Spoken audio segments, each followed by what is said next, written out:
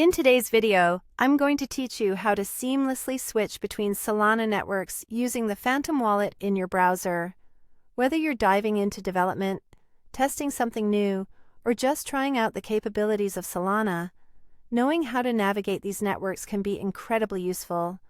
Let's break it down into a few simple, clear steps. First, to kick things off, you'll want to locate the Phantom icon right in your browser. It's usually nestled among your other extension icons, so keep an eye out for that little ghost icon that's hard to miss. Once you've clicked on it, you'll find yourself on the Phantom wallet interface. Next, we'll head over to the settings.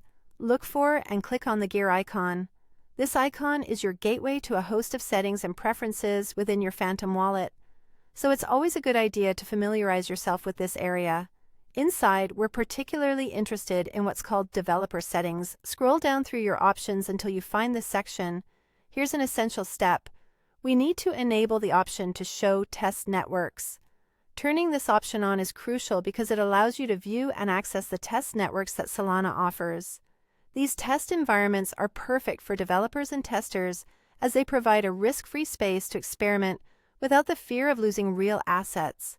Once you have enabled the test networks, let's return to the Phantom wallet's main screen. There, you should notice the current network name prominently displayed at the top. This is the indicator that tells you which Solana network you're currently operating within. If you click on this network name, a menu will appear with different network options.